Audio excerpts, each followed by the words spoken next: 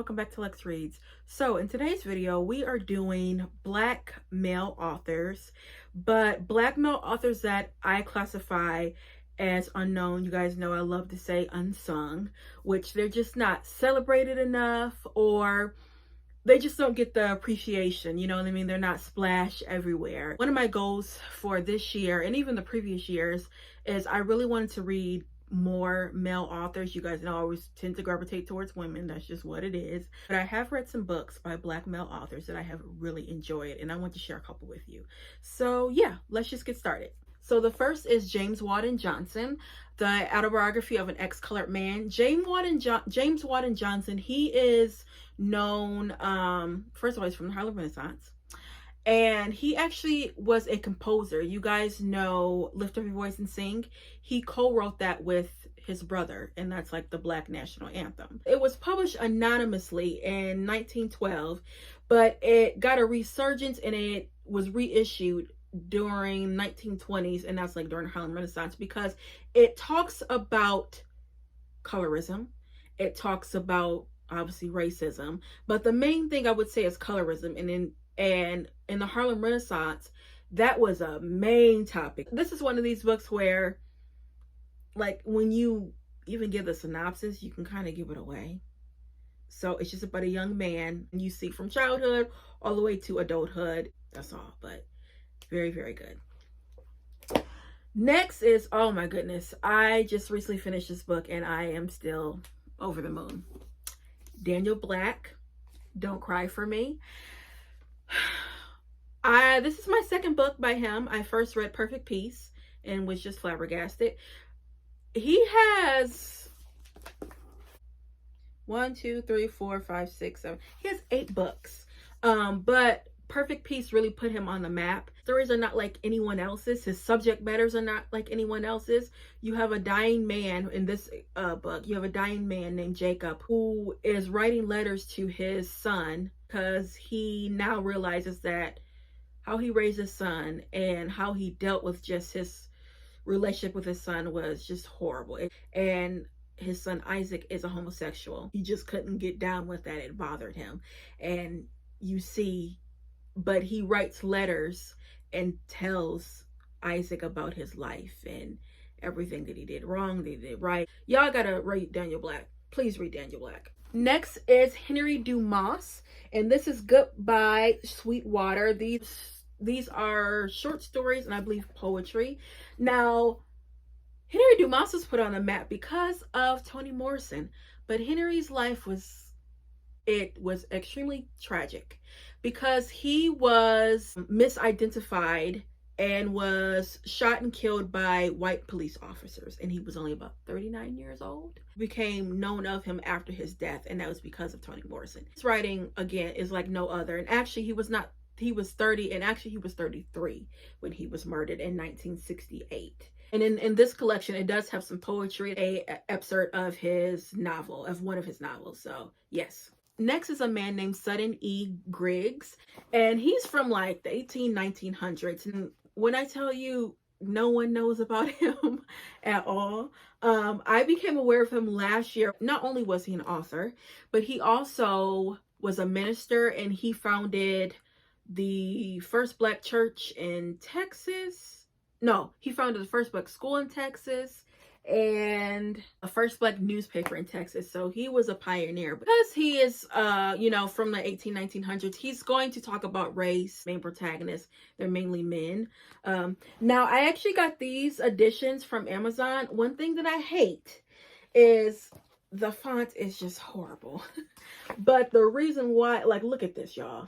But the reason why is his books were out of print, and technically they're still, you could say, out of print, but what happened is you just got basically a random publishing house that just printed, just put these in like a pamphlet form. So that's why the font is just like this. Next is Gentleman Jigger, Richard Bruce Nugent. Now he's also from the Harlem Renaissance. He was the first and basically only openly gay person during the Harlem Renaissance. During that time, you had a lot of men and women, but mainly men that were closeted homosexuals, but they could not, obviously showcase that. You could literally go to jail, you can be murdered, girl. But with him, he just didn't care. Also, too, he was like a triple threat, y'all. He was a dancer, he was an actor, he was a writer, he was a singer, just everything. This talks about a young man that is openly gay, and he wants to be like an artist in every form, and he has this group of people that he meets in Greenwich Village, and they call themselves the Niggerati Manor, and that actually is a phrase that was coined by Zora Neale Hurston.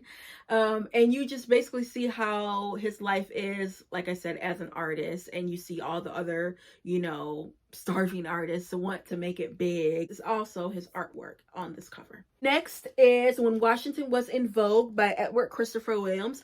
Now, Edward Christopher Williams, he was the first African American to write a book in letter form. No one had ever done it before. And you have a young man, an academic, that he is living in a boarding house, and he tells his friend day to day how it is. When Washington Was in Vogue brings the Harlem Renaissance to life, Great Gatsby with a happier ending. And it's exactly that, because you have these black bourgeoisie, people that he encounters, and actually the rooming house is ran by black bourgeoisie, family. And this one particular girl that he likes, oh, she just I think her name is Cindy. But oh girl, Cindy is so annoying. She will like come in his room when he's not there and just sit in there and read his books and stuff like that. And his thing is, oh, I like her so much, but like I don't want her to just come in my room randomly, but I still want her to be around. She kind of gives you the feeling of Daisy from Great Gatsby. And again, it is a happier ending, because if you guys know Great Gatsby, that's not no happy ending. This is a happy ending. And then lastly is Flight by Walter White. Now, Walter White, he actually was the secretary, I believe, of the NAACP. Not only working for the NAACP and being a, civil rights activist and everything like that, he also was an author. And this book, he got a lot of hatred for this book, and people in the black community did not like it because they said that he was airing out dirty laundry. You have a young woman named Mimi who is from New Orleans, black bourgeoisie, and her father suddenly dies. She has a baby out of wedlock, and she doesn't want to marry the boy. And so her little town ostracizes her and makes her feel so bad about what she has done. And she like, you know what? I'm not dealing with this. I'm taking me and my child to New York. And that's what she does. But she goes to New York and realizes, oh Lord, I can barely take care of myself. Can't feed my baby. I can't feed myself. I'm just struggling. So what I'm going to do is I'm going to pass for white. And that's what she does. Now, the ending, you get closure, but what Mimi did, it was selfish, okay? And she had some little lies and thinking that she was fooling someone, but she wasn't, because he knew. I'm being around the bush, y'all, because I don't want to give it away. But yeah. I love this blurb. It says, Walter White's Flight may be one of the least read important books telling the story of black migration and segregation and urbanization. And it really is, because you do get in the mindsets of, black individuals, especially black bourgeoisie. And the reason why he got a lot of flack and criticism is from the black bourgeoisie, because they were like, we don't act like that, and we don't do certain things like that, and we don't have babies out of wedlock. Yes, y'all do. That ain't got nothing to do with being wealthy and black. No. Y'all do that, and y'all do shun people, and they just did not get down with that. And that was one reason why this book wasn't heavily publicized. And a lot of his works, his writing wasn't, because he told the truth. He honestly did. This, you guys, get into this. I got this copy from Amazon, because at one point it was out of print, and the only way the only place I could get it from was Amazon. So yes, and I love this cover. It's so pretty. But yeah, guys, that's all I have when it comes to Black male authors that are unsung.